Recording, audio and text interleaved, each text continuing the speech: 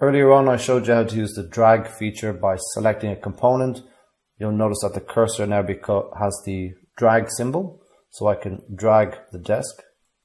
This isn't very accurate. So to be more accurate, we'll use the move tool itself. So to use the move tool, again, we'll select our component, select the move tool, and in the options bar here, we have 3 different options, which I'll cover in a few moments.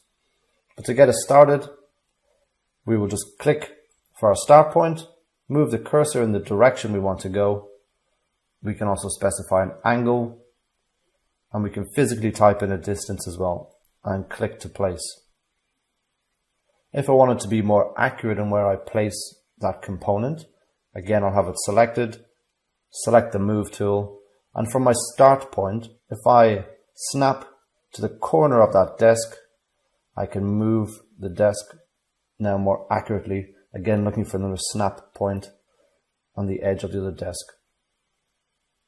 So when moving, again we have the couple of options here. First is constrain.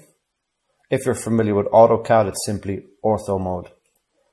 So when I move the desk, I will only be able to move it in 0 degrees, 90, 180, or 270. So I'm constrained to those angles. So next with the move tool was the disjoin. So what this means is, for an example, if I attach and join a wall to the current wall here, so we see that they're joined together. If I was to select it and try to move that, I'll just expand it, or I move it up in position, but again, it's still joined to the original wall. So if I wanted to move my new wall by itself, I would select the disjoin. So I'll select disjoin, click and move, and they're now separate. Lastly, it's not highlighted at the moment, but the last one is multiple. In some occasions when you move something, it's done once. If you wanted to move something multiple times, you'd select that, and then you're able to move that object multiple times. So next is the copy tool. So again, I'll select my desk. This here is the copy tool. Select it. And here again, I've got my 3 options. Constrain, disjoin is not highlighted, but multiple is. So once the tool is selected, I then click for my start point, click again for my end point, and I've copied my object across.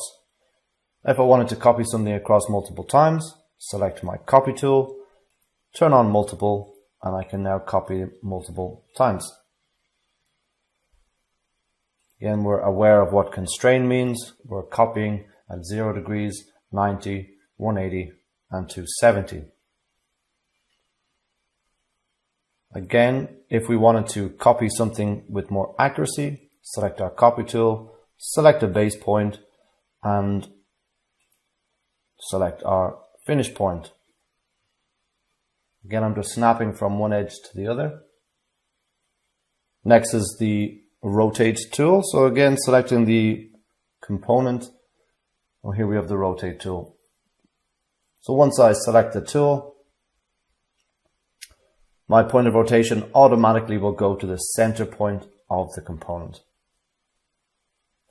So I'm first going to show you how we can use this one, and then I'll show you how we can place it where we want it to be. So this start ray of rotation will appear, which is this line here. So that's where we would click to start our ray of rotation. So with one click, I'll place it. I can then move my cursor to place the end ray of rotation. This is where I'll specify the angle to rotate.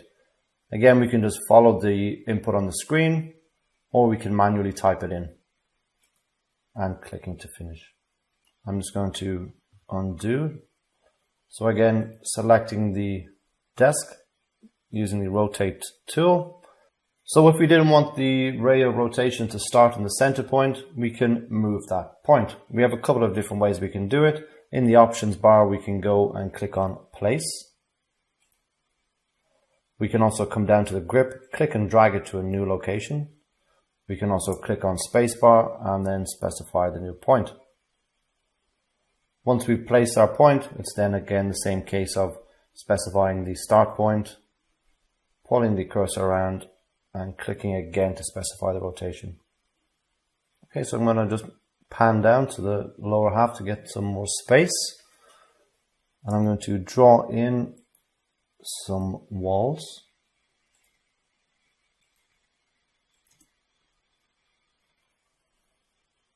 In this scenario here, we have two walls not joining.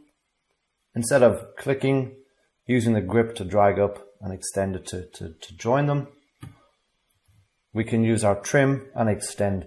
So we can select the lower wall, and in the modify panel here, we have our trim and extend. So by selecting this tool, we'll be able to extend this wall up and trim away this excess piece. So it's the opposite if you're familiar with CAD. So with Revit, we select the walls we want to keep. So again, I'll select the wall, use my trim and extend, and select the walls I want to keep. If I just simply wanted to extend up the lower wall, I'll select the wall.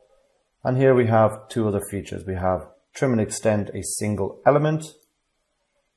So I'll select the wall that I want my lower wall to extend to, and then the wall that I want to extend.